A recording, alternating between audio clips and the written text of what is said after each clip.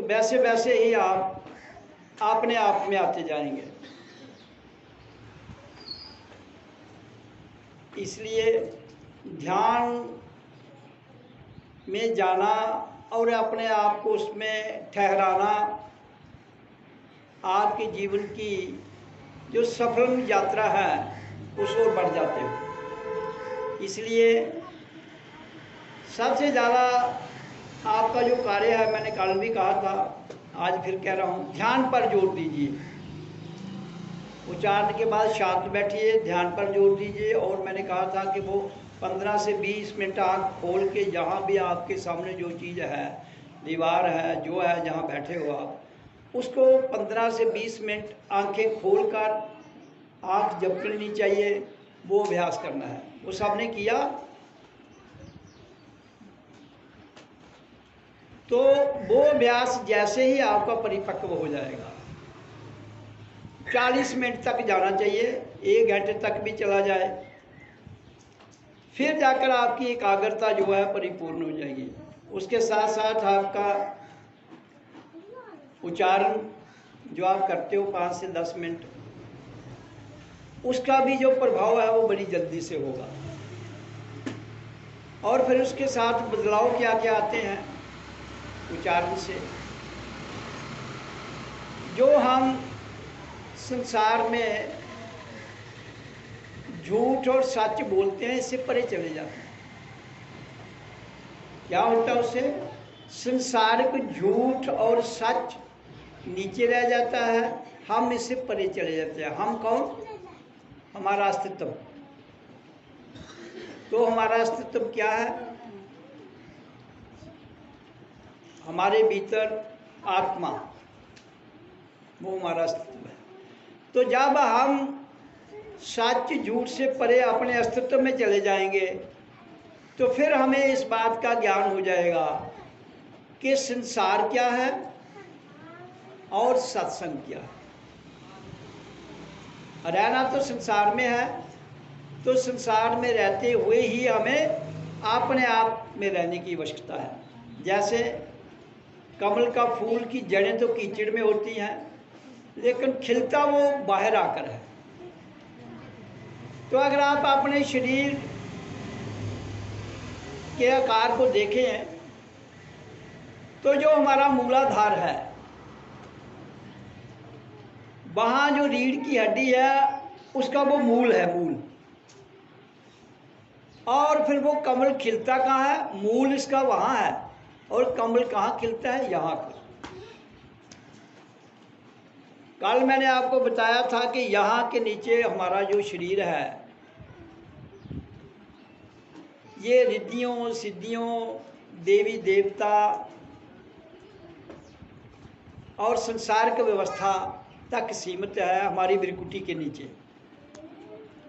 और जब हम ये संसार के दलदल से ऊपर शब्द करने से आ जाते हैं तो फिर कमल इधर नहीं खिलता है, ऊपर। जैसे दलदल के बाद पानी है, उसकी डंडी पानी से निकलती हुई ऊपर आ जाती है तो पानी के बाहर आके वो खिल जाता है।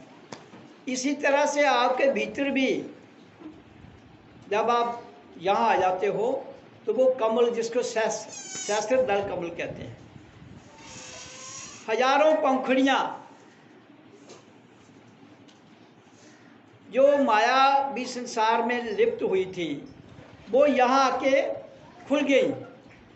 और उनका स्पष्ट रूप, पहले आप उसको कल्पना में देख रहे थे झूठ और सच से मिलाकर, उससे ऊपर आ गए तो आपका जो सहस्त्र दल कमल का वो स्वरूप है वो खुल जाता है। उसके बाद फिर पता चलता है कि मैं कौन हूँ, है माई। फिर आपको पता चल जाएगा कि मैं कौन हूँ। और जब तुम्हें पता चल जाए कि मैं कौन हूँ, फिर आपको इस दुनिया में आने का जो मकसद है आपका, वो हल हो जाता है। अगर इस बात का ज्ञान ना हो तो फिर आपको प्रयास करना है, मेहनत करनी है। और फिर इसी के साथ आपके अंदर क्या बदलाव आ जाएगा? आप ना तो किसी की निंदा में पड़ेंगे, ना किसी की स्तुति में पड़ेंगे। निंदा स्तुति से भी पार आ जाएंगे। जब आपके भीतर सहस्त्रदल कमल खिलता है तो आप निंदा स्तुति में इंटरेस्ट नहीं लगेगा। ऐसे नहीं तो संसार किसी की निंदा किसी की स्तुति करने में ही व्यस्त है, तो उससे परे आगे। तो उसके बाद क्या होगा फिर? आप, मैंने कल भी कहा था कि आपके भीतर आपका सबसे बड़ा दुश्मन कौन है? अहंकार। अहंकार दिखता किसी को नहीं है। अगर आप ढूंढोगे आप अपने शरीर में तो मिलेगा, कहीं नहीं मिलेगा ना, लेकिन मिलता नहीं है, लेकिन घुमाया सबको है उसने। इसलिए सहस्त्रदल कमल में आने के बाद आपका अहंकार जो है वो गिरना शुरू हो जाता है।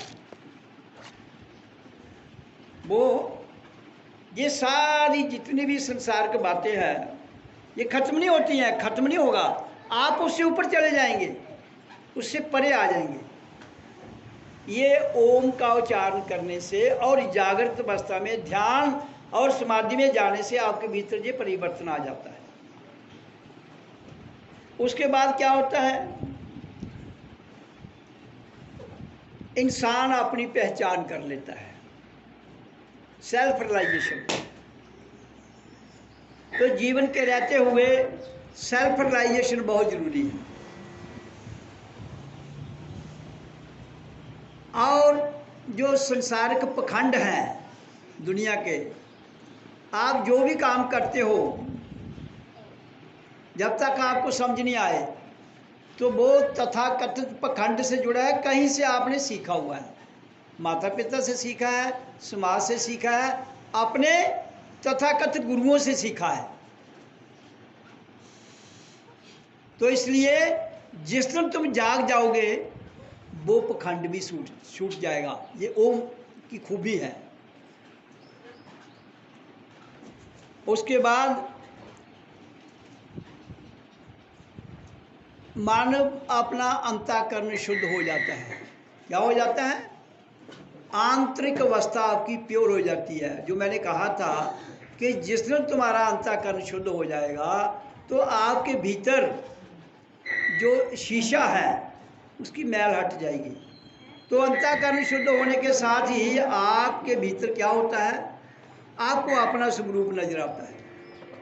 क्योंकि जब शीशा आपका साफ हो जाएगा तो आपका स्वरूप अपना ही उसमें सामने आ जाएगा, जिसको भगवान के दर्शन कहा जाता है। तो ये सारी बातें शब्द के द्वारा जब आप जाग जाते हो तो आपको इनकी अनुभूति होती है। ये मैं बता रहा हूँ कि ओम के उच्चारण से क्या क्या बदलाव आते हैं और उससे क्या क्या फर्क पड़ता है।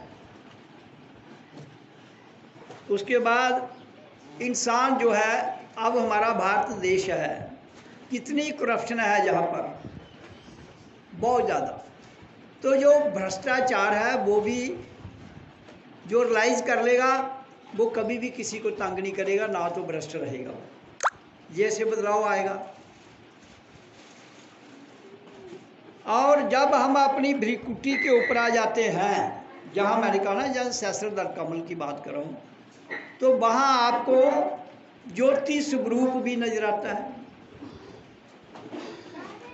जो ज्योति स्वरूप है, जैसे आवाज़, ज्योत और तरंग, तीन संसार की शक्तियाँ मिलकर ही एक आत्मतीय शक्ति बनती है। तो वो तीनों इकट्ठी आपको आत्मतीय स्वरूप में, ज्योति स्वरूप में दिखती हैं।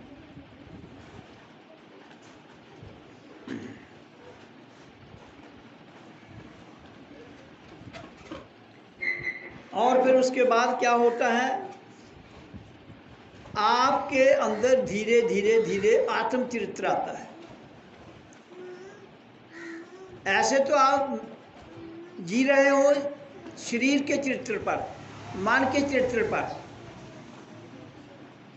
तो आत्म चरित्र की मैं बात कर रहा हूँ। वो आत्म चरित्र सच में आपको पता लग जाएगा कि आत्मा का चरित्र क्या है।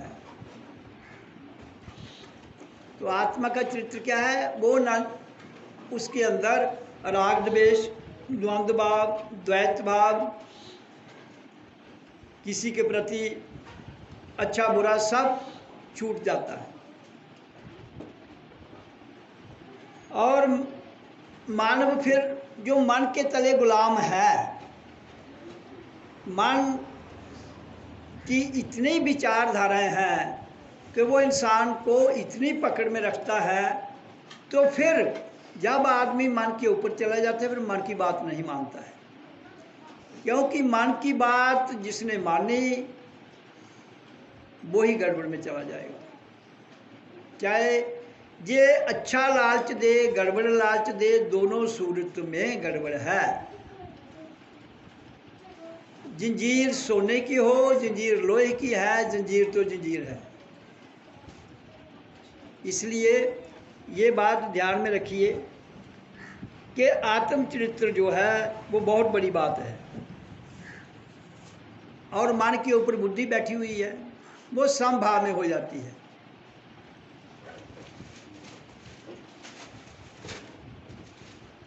समभाव में है बुद्धि का स्थिर होना। मन और बुद्धि का स्थिर होने से ही ध्यान समाधि लगती है। अगर ये दोनों कार्यरत रहें, ना ध्यान लगेगा ना समाधि लगेगी, ना एकाग्रता आएगी। तो इसलिए ओम के उच्चारण से इसके अंदर इतनी ताकत है कि ये आपके मन और बुद्धि को समभाव में ले जाता है। राग द्वेष द्वंद्व भाव भी खत्म हो जाता है, उससे परे चला जाता है आदमी।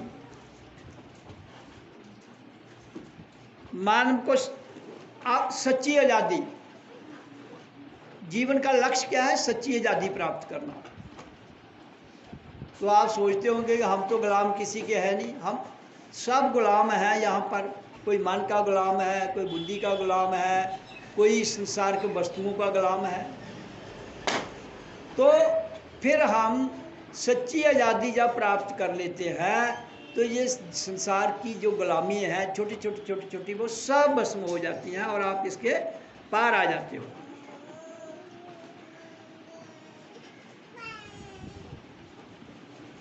और फिर धीरे धीरे जब आपकी पकड़ बढ़ती है तो ओम नाम की ध्वनि अंदर से स्वयं चलती है, जिसको नाद अनहत नाद ध्वनि कहा है।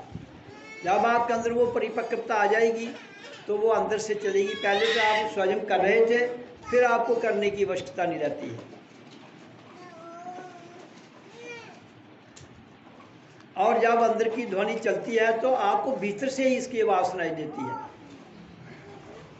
और जिसको सुरत निरत और शब्द स्वरूप भी कहा जाता है। उसके बाद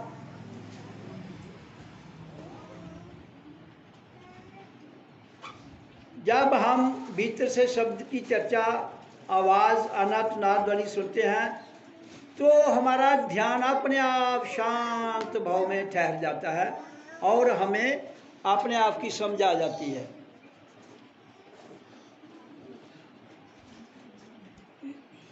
तो ओम नाम एक मूल्य ज्योत है, जिसे बिरकुटी के ऊपर देखने से सतचित आनंद आता है। आप जहाँ लोग सप्ताह भी सुनते होंगे और भी कई सत्संग सुनते होंगे, और गीता में भी जिसका वर्णन आता है सच्चिदानंद। सच्चिदानंद है क्या? सत चित आनंद। जिस दिन सच्चाई आपके चित्त में आ जाए तो आनंद आ जाएगा, फिर सच्चिदानंद बनता है। तो ये सारा का सारा सिस्टम आपके भीतर है। आपको स्वयं में ही अपने आप को ठहरने की आवश्यकता है, कहीं दाएं बाएं झांकने की आवश्यकता नहीं।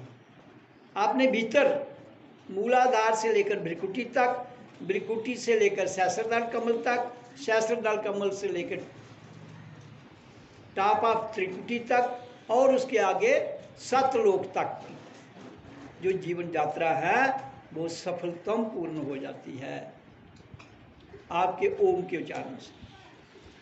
लेकिन करने की आवश्यकता है। बिना किए रास्ते बहुत हैं, लेकिन दुनिया में सबसे सरल और सिंपल जो रास्ता है वो ओम नाम का उच्चारण है।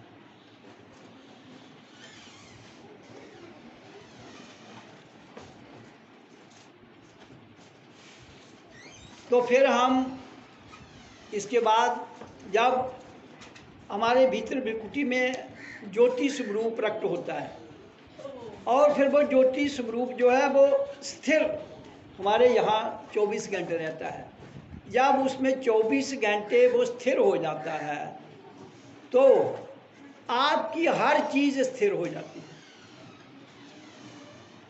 फिर आपका जीवन जो है, आप कोई भी काम करें, कोई भी काम करें, आप पाप पुण्य में कभी भी लिप्त नहीं होंगे। पाप पुण्य लोग कहते हैं ना कि संसार पाप और पुण्य, झूठ और सत्य से जुड़ा हुआ है, लेकिन जब आप ज्योति स्वरूप में ठहर जाते हैं तो उसको कहते हैं ब्रह्म ज्ञान की ज्योत, और ब्रह्म ज्ञान की ज्योत में सब पाप पुण्य भस्म हो जाते हैं। जैसे अग्नि होती है, उसमें अगर आप लकड़ियाँ डालें, गीली डालें, सूखी डालें, कोई भी डालें, सब जल जाएंगी। सूखी जल्दी जल जाएंगी और गीली थोड़ा टाइम लगेगा।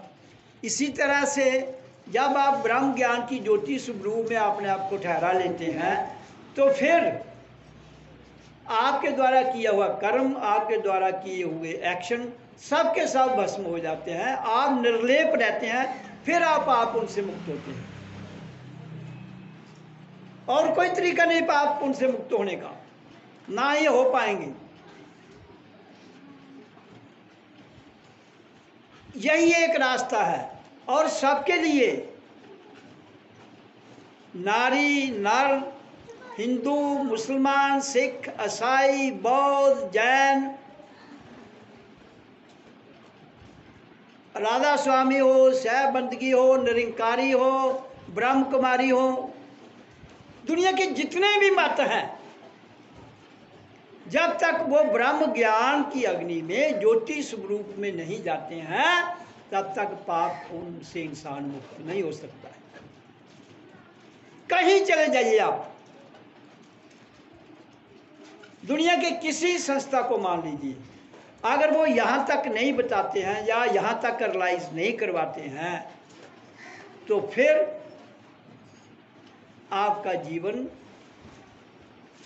ऐसे ही लोटपोट होके गुजर जाएगा। मैंने कहा कि रास्ते अलग हो सकते हैं, मंजिल तो एक ही है। लकड़ी को आग कोई भी लगाएगा, कोई माचिस से लगाता है, कोई दूसरी लकड़ी से लकड़ी को लगाता है, कोई मोमबत्ती से, किसी से। आग जब जलेगी तो सब एक ही प्रकार की होगी, अलग अलग नहीं होगी। इसी तरह से जिस दिन तुम्हारे शरीर में शब्द करते हुए मूलाधार से कुंडली शक्ति भृकुटी में आकर जागृत तो हो जाएगी तो हम सब एक ही स्वरूप में होंगे। असली सत्संग का मतलब ये है। लेकिन जहाँ सत्संग लोगों ने गुरुओं की जफ्फे मारी रखे, ए गुरु मेरा, ए गुरु मेरा,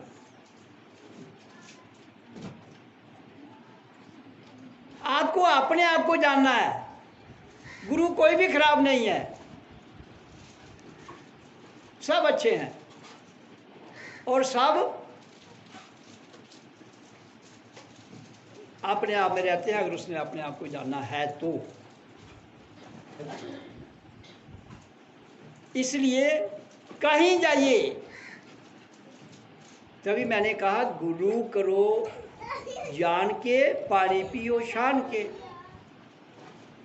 ऐसे मत देखना बड़े पगमी कपड़े पाले, जटा रखी दिया, कुछ किया, ऐसा। इसके परमात्मा को जानने के लिए दंड पखंड की आवश्यकता नहीं है।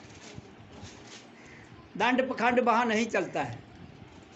इसलिए कहीं भी जाइए आप, किसी भी संप्रदाय में जाइए, अगर तो वो संप्रदाय का जो धर्म है, रिलीजन जिसको कहते हैं, मजहब जिसको कहते हैं, जो रिलीजन हमें रियलाइजेशन ना करवा सके, वो कितना भी प्यारा हो, वो रिलीजन छोड़ देना चाहिए। इसलिए इंसान का धर्म कोई नहीं है। इंसान का धर्म और रिलीजन एक ही है, इंसानियत, मानवता। लेकिन आगे छोटे छोटे संप्रदाय बना दिए। उन संप्रदायों में ना फंसते हुए, जात पात में ना फंसते हुए, ऊंच नीच में ना फंसते हुए, केवल अपने आप को जानने का प्रयास कीजिए। इसलिए आपके जो संप्रदाय हैं ऊंच नीच का कोई भेदभाव ना रखते हुए हर संप्रदाय में कोई ना कोई संत पैदा हुआ है। वो इसलिए प्रकृति करती है, क्यों कि ये बताने के लिए कि जो ऊंच नीच जो भेदभाव आपने संसार में बनाया है उसके द्वार में कोई भेदभाव नहीं है। जन्म से सब शूद्र हैं, ब्राह्मण कोई नहीं है, ये याद रखना। जन्म से हर कोई शूद्र है। ब्राह्मण भी बाद में बनता है, खत्री वैश्य सब। ब्राह्मण तब बनता है जिस दिन वो ब्रह्म और मन दोनों को मिला लेता है। मन से परे ब्राह्मण। तो योद्धा जो हो वो खत्री है, व्यापारी होगा जो वैश्य है, सेवा करने वाला शूद्र है। तो वो ये सारे चारों के चारों वर्ण आपके पास हैं। टांगे इस पर आप खड़े हो जाते हो, ये सेवा करती हैं आपकी, ये शूद्र हैं, लेकिन है आपसे जुड़ी हुई। दर्द थोड़ा भी होगा तो पूर्ण सबको होगा। उसके बाद उसके ऊपर आ गया वैश्य, पेट। सबके अंदर जो खाओगे पेट ने उसका प्लस माइनस से व्यापार करके उसको हजम करना है। और ये है वायु, खत्री, ये भी सबके पास है। रक्षा के लिए तो यही काम करते हैं ना, आगे किसी से लड़ाई हो तो इसके ऊपर का भाग है ब्राह्मण। जो ब्रह्म को पहचाने उसको ब्राह्मण कहते हैं। ब्रह्म कहते हैं आत्मा को। इसलिए जीवन के रहते हुए गुरुओं के चक्कर में ना पड़ते हुए अपने चक्कर में आ जाइए। गुरु का अर्थ है गाइड, जो आपको ज्ञान देता है।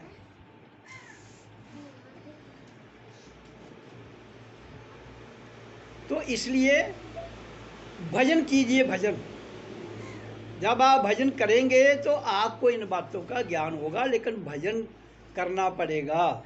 अगर नहीं करोगे तो कोई नहीं करोगे तो कोई फायदा नहीं। हाँ, गुरु की एक सबसे बड़ी पहचान मैं आपको बता देता हूँ, कैसे उसकी जजमेंट की जाती है।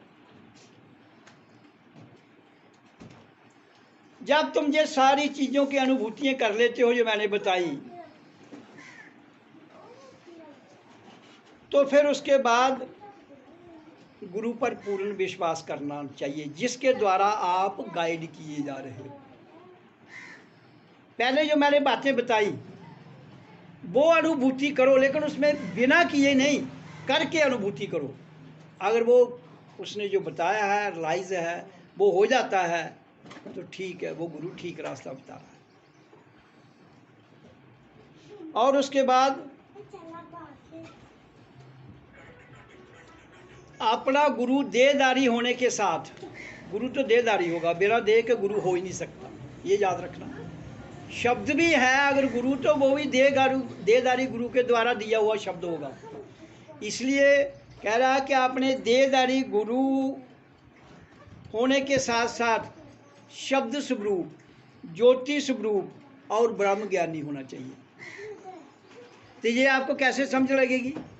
आप गुरु के पास जाते हो तो आपको जो बताया जाता है उसे करना है। वो करने के लिए शिद्दत आपके भीतर है। आप कितनी लगन से वो शब्द, नाम शब्द को करते हो, या जो वो तरीका बताता है करते हो। तरीके बहुत हैं, मैंने आपको कहा जीवन में तरीके बहुत हैं, यहाँ तक उसके ऊपर एक ही तरीका है। क्योंकि ब्रह्म अग्नि यहाँ है, या तुम यहाँ पहुँच गए फिर खुद ही रास्ता खुलता जाता है और आपका सफ़र शुरू हो जाता है, असली यात्रा। लेकिन मूलाधार से लेकर यहाँ तक की यात्रा करने के लिए आपको ओम नाम का शब्द सरल है, सिंपल है, इसमें कोई प्लस माइनस नहीं लगाना है, केवल उच्चारण करना है। उच्चारण के साथ साथ शांत बैठना है, शांत बैठने के बाद ध्यान लगाना है। और फिर जो मैंने कहा एकाग्रता बनाने के लिए आप अपनी आंखें खोल के देखते रहिए, तो आप में परिवर्तन ऑटोमेटिक आता जाएगा। इसलिए जीवन मिला है आपको, इसको जाया मत कीजिए।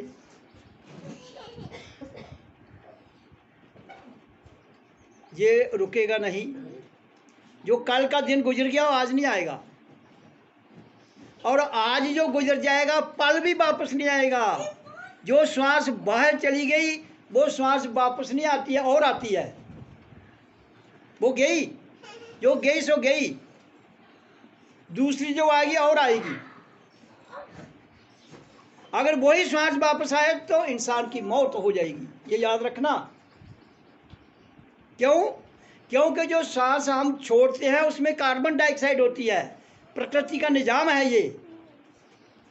जो हम सांस लेते हैं उसमें ऑक्सीजन है, वो हमें दरख्तों से, पत्तों से, हरी पदार्थों से मिलती है। इसलिए वो वाली सांस गई सो गई, उसकी जगह नई सांस आती है जिसमें ऑक्सीजन है, जो हमें जिंदा रखती है। इसलिए जो गया सो गया, वो वापस नहीं आएगा, नई चीज आ सकती है उसकी जगह। इसलिए श्वास का आना और जाना, जो पल गया वो पल गया, उसके जगह दूसरा पल जो आएगा वो नया पल होगा, उसमें आपको नए ही तरीके से आपको आगे लेना है। इसलिए जो गुजर गया उसको भूल जाइए तो सुखी रहोगे।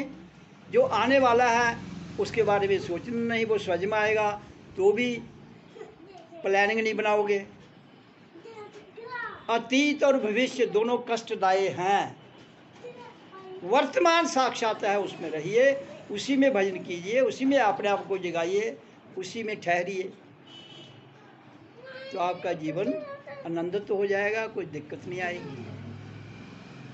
इसलिए मैंने बड़े जोर से कहा है, डंके की चोट पर कहता हूँ कि ज़्यादा मत मतांतरों में, ड्रामों में मत पढ़ो, सिंपल ओम का उच्चारण करो, क्योंकि इसी से आपको जीवन मिला है। यही भगवान है, यही ईश्वर है, यही परमात्मा है। इसके अंदर ताकत है आपको इस दर से उस दर ले जाने के लिए। जिस दर पर आप उतरे हो, इस दर से उस दर तक जिस दर से तुम आए हो। यहाँ कबीर ने कहा था, हम उस देश के वासी, यहाँ पार ब्रह्म का खेल, दीपक जले अगम का, बिन बाती बिन तेल। हम उस देश के वासी, यहाँ जाति वर्ण कुल नहीं, शब्द मिलावा हो रहे तो देह मिलावा। आपका वो देश है।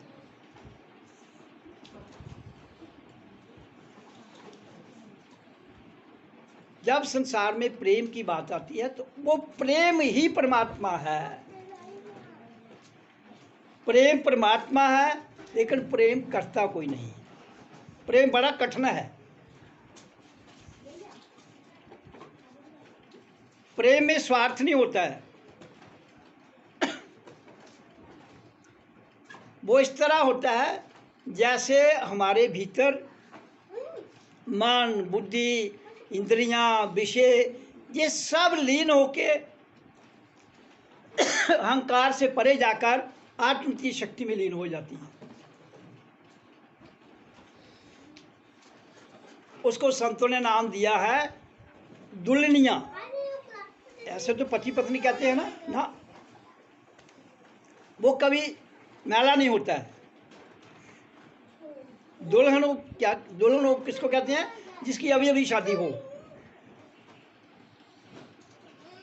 इसलिए संतों ने कहा है कि जो प्रेम की दुल्हनियां है वो दुल्हन ही रहती है।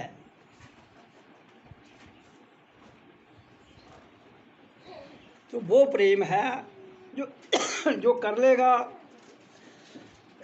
उसका जीवन सफल हो जाएगा। तो जो नहीं कर सकता है प्रयास करें। प्रयास करने में कोई मुल्क तो नहीं लगता आपका, मेहनत करने में कोई मुल्क थोड़ी लगना है, कुछ देना भी नहीं है किसी को, सिर्फ अपने आप को जानना है।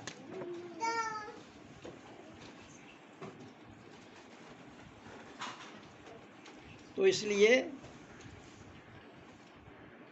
अपने जीवन को सफल बनाने के लिए आगे बढ़िए और जैसे आपको बताया है वैसे कीजिए। तो आज हमारे साथ हमारे विजय जी आए हैं, ये भी संत रूप हैं, ये भी आपको सत्संग सुनाते हैं। तो अभी समय है। चेयर उधर आने दे देखा और रखो आप रख देना है विजय जी।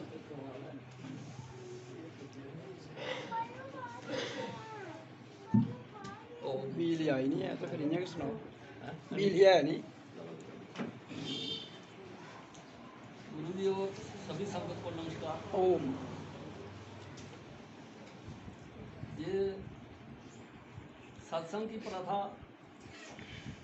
4 युगों से चली आ रही है, जो हमारा इतिहास बताता है। 4 युग जो सत्य युग हुआ, द्वापर, त्रेता, अब कल युग है। उनको भी हमने छोड़ना नहीं, उनसे प्रेरणा लेनी है। ध्यान से सुनिए, आराम से। उनको उनसे प्रेरणा लेनी है। वर्तमान में हमने उस प्रेरणा को और मौके की जो निजाकत होती है उसे देखकर चलना है। संत महात्मा समझाते हैं कि गुरु मत से शुरू होता है, फिर गुरु पद आता है,